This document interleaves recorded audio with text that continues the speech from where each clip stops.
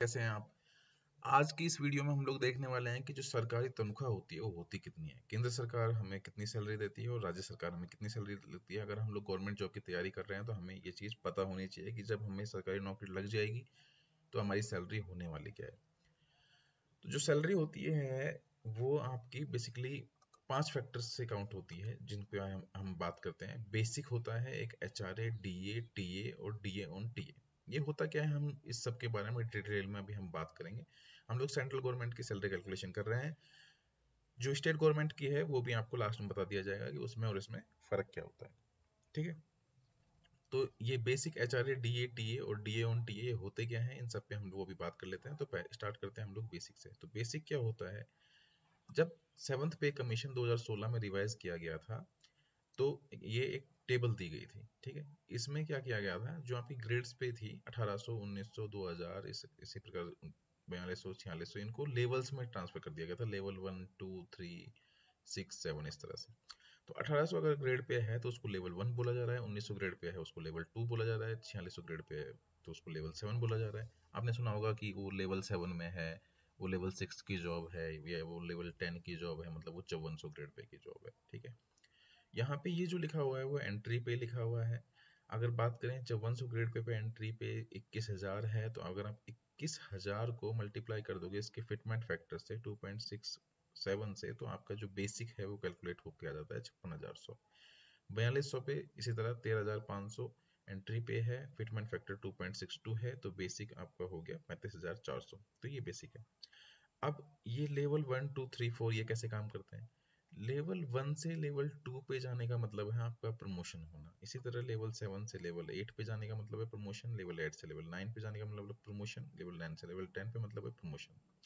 और ये क्या है, अगर आप यहाँ सपोज 18,000 से 18,500 पे जा रहे हो तो ये मतलब है आपका इंक्रीमेंट, जो हर साल आपका 3% का इंक्रीमेंट होता है, ये वो है। अगर आप किसी गवर्नमेंट जॉब में लगते हैं तो एक साल बाद आपको एक 3% का इंक्रीमेंट दिया जाता है बेसिक में, जो आपका क्या होता है 3% होने के बाद ये 18,500, फिर उससे अगले साल फिर से 3% का दिया जाएगा तो 19,100। तो ये इस तरह से काम करता है, ये इंक्रीमेंट्स हैं और ये आपके प्रमोशंस हैं। ठीक है, अगर आप हॉरिजॉन्टली जा रहे हो तो ये आपके प्रमोशन है, ये वर्टिकली जा रहे हो तो आपके ये क्या है, इंक्रीमेंट्स है। तो ये अब आपको समझ में आ गया। तो अगर हम 4200 ग्रेड पे कैलकुलेशन करें किसी गवर्नमेंट एम्प्लॉय की सैलरी की, तो 4200 ग्रेड पे मतलब लेवल 6 पे कैलकुलेशन करें तो वहाँ बेसिक है 35,400। तो 35,400 हम लोगों ने यहाँ बेसिक में लिख लिया है 35,400। हम लोग यहाँ 4200 ग्रेड पे सैलरी का कैलकुलेशन कर रहे हैं, ध्यान रखना।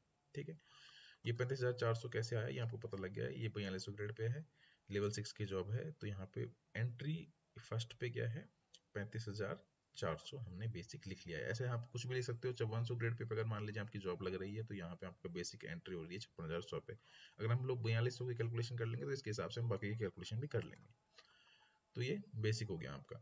बेसिक के बाद आपका आता है एचआरए। एचआरए क्या होता है, हाउस रेंट अलाउंस होता है। मतलब जो सरकार है जो आपको घर लेने के लिए किराया भत्ता देती है, कि अगर आप घर ले रहे हो, कहीं आपकी जॉब लगी है वहां आप घर किराए पे ले रहे हो तो उसका आप किराया दे पाओ, इसलिए।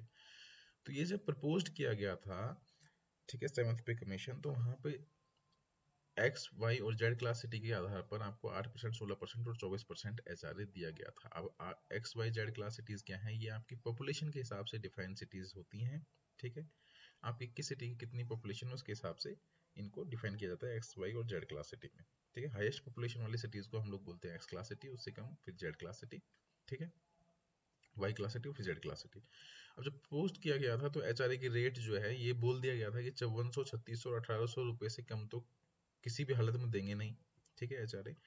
और जब ये जो क्या बोलते हैं, आपका ये जो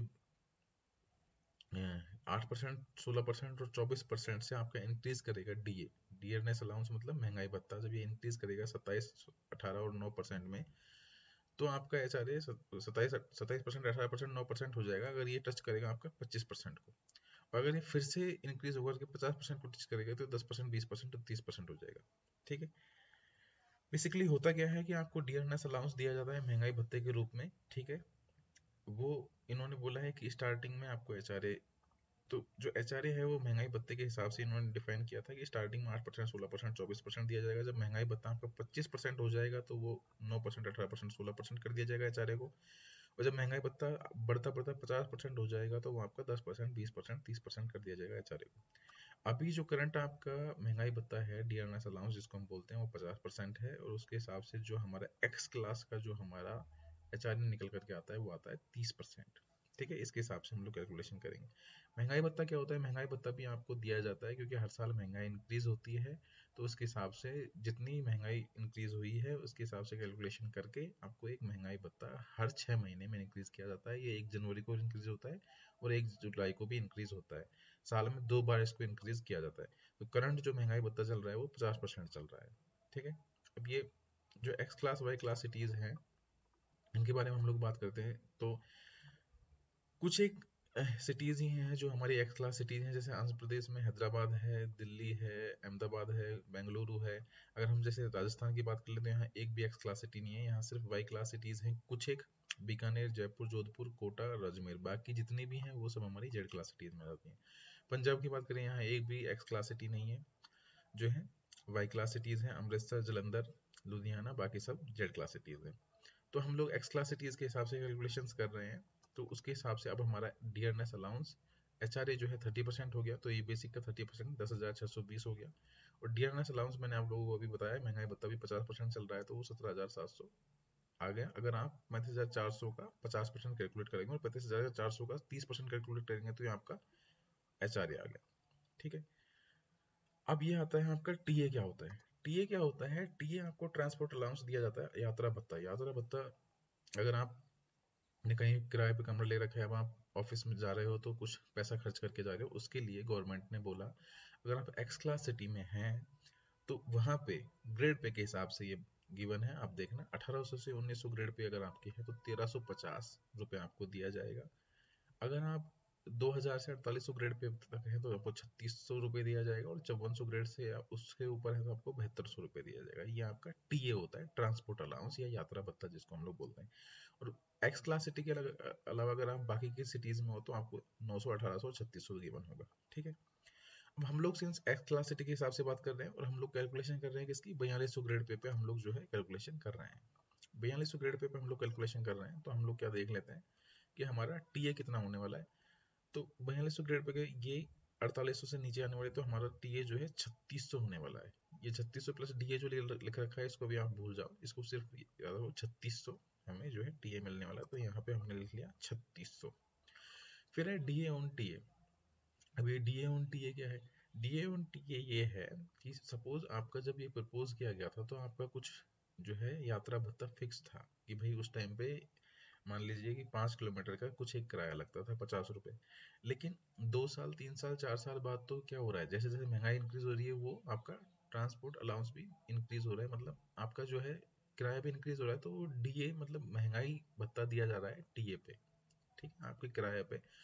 तो वो उतना ही है। डीए कितना है? 50%। तो वो टीए का 50% फिर से आपको दिया जाएगा तो 1800। तो ये आपकी अब टोटल सैलरी आपकी जो है बन रही है, ये सबको ऐड कर लेंगे तो 69,120 रुपीज। ठीक है, ये आपकी टोटल सैलरी अब तक बन गई है। अब ये आपको मिलेगी नहीं। ठीक है, अब इसमें कुछ डिडक्शंस होते हैं। डिडक्शंस क्या होते हैं? एक एनपीएस होता है। एनपीएस होता है नेशनल पेंशन स्कीम। जब गवर्नमेंट ने अभी 2004 में इसको चेंज कर दिया था, ओल्ड पेंशन स्कीम से नेशनल पेंशन स्कीम में कर दिया। इसमें क्या है रूल, आपका जो 10% काट लिया जाएगा बेसिक प्लस डीए का। ठीक है, बेसिक प्लस डीए क्या है? बेसिक 35,400 प्लस डीए 17,700, दोनों को ऐड करके उसका 10% काट लिया जाएगा। अब ये 10% गवर्नमेंट अपने आप काटती है। अगर आप ज़्यादा कटवाना चाहते हो तो आप ज़्यादा अपने ऑफिस में बोल दोगे तो ज़्यादा डिडक्शन हो जाएगा। ठीक है, 10% तो मिनिमम हो गई। 10% ऑफ बेसिक प्लस डीए का, तो ये हमने जब कैलकुलेट किया तो 4602 रुपये निकल करके आया। ठीक है, एनपीएस में होता क्या है? 10% आपका गवर्नमेंट हमारी सैलरी से डिडक्ट करती है, 14% गवर्नमेंट देती है। ठीक है, 14% किसका? बेसिक प्लस डीए का। तो 14% जो निकल करके आएगा और 10% जो आपका ये है 4602, दोनों ऐड हो करके 24% ये आपका जो है एनपीएस अकाउंट में जाकर के ऐड होता रहता है और आपको रिटायरमेंट पे ये मिलेगा। ठीक है, उसके बाद नेक्स्ट आपका डिडक्शन होता है सीजीएचएस का। CGSS क्या है? सेंट्रल गवर्नमेंट हेल्थ स्कीम है, ठीक है। वो भी आपके लेवल्स के हिसाब से डिफाइन है। लेवल 1 से 5 तक आपका कटेगा 250 रुपये, लेवल 6 पे आपका कटेगा 450 रुपये, लेवल 7 से 11 तक आपका कटेगा 650 रुपये, और लेवल 12 से लेके ऊपर आपका कटेगा 1000 रुपये। तो जो हम बात कर रहे हैं 4200 ग्रेड पे की, तो 4200 ग्रेड पे कौन से लेवल पे है देख लेते हैं। आपका जो 4200 ग्रेड पे है वो है लेवल 6 है, लेवल 6 है। तो लेवल 6 पे आपका जो डिडक्शन है वो आपका होने वाला है कितना, 450 रुपये, ठीक है। वो आपका कितना होने वाला है, 450 रुपये होने वाला है। तो 450 रुपये और आपको यहाँ पे कट जाएगा। ये मैंने गलती से 650 लिख दिया है, ये आपका 450 है, ठीक है। ये लेवल 7 से अगर ऊपर हम लोग जा रहे हैं 7 से 11 तो 650 है। तो ये 450 रुपये है, तो 450 रुपये है, तो ये 5252 आ रहा है। तो इसमें से आप और 200 माइनस कर लो, क्योंकि ये 450 होने वाला था। तो ये कितना हो जाएगा आपका, 5052 रुपये, ठीक है। तो 5052 रुपये आपके यहाँ से डिडक्ट होंगे। तो 69,120 रुपीज में से 5052 आपके डिडक्ट होने वाले हैं। ये 5252 मैंने बता दिया है, बाई मिस्टेक आया है, क्योंकि यहाँ पे ये जो है आपका 650 ना होकर के 450 है, जिसका मैंने रीजन बता दिया है कि लेवल 6 पे 450 डिडक्शन होने वाला है, 7 से लेके 11 तक होने वाला है 650, ठीक है। तो 5252 अगर यहाँ डिटेक्ट होगा, मतलब 5052 यहाँ डिटेक्ट होगा, तो आपकी लगभग लगभग 64,000 सैलरी आपकी बनने वाली है। तो ये आपकी सैलरी सेंट्रल गवर्नमेंट में बनती है। अब आप जो है इसी कैलकुलेशन के आधार पर बाकी के आपकी कैलकुलेशंस भी कर सकते हो, आप जिस भी ग्रेड पे पर हो, ठीक है। स्टेट गवर्नमेंट में कुछ डिडक्शंस अलग होते हैं और कहीं कहीं कुछ अलाउंसेस अलग हो सकते हैं। तो उन अलाउंसेस को ऐड करके आप इस सैलरी को कैलकुलेट कर सकते हो। अब इसके बाद कुछ जो आपके गवर्नमेंट के ऑफिसेज होते हैं वहाँ आपका जो सैलरी है, ठीक है, ये मैंने आपको इन हैंड सैलरी बताया जो आपको हाथ में मिलने वाला है, लगभग 64,000 अगर आप लेवल 6 पे हो। अब कुछ सेंट्रल गवर्नमेंट के ऑफिसेज में आपको जो इनकम टैक्स काट करके सैलरी दिया जाता है, कुछ में आपको बिना इनकम टैक्स डिडक्ट किए ही सैलरी दे दिया जाता है। तो अगर ये जो सैलरी आपको बताई गई है ये बिना इनकम टैक्स डिडक्शन के बताई गई है। अगर इनकम टैक्स भी काटा जाएगा तो उसके लिए हम लोग अलग से एक वीडियो बनाएंगे कि इनकम टैक्स जो है कितना सैलरी पे काटा जाता है। Thank you.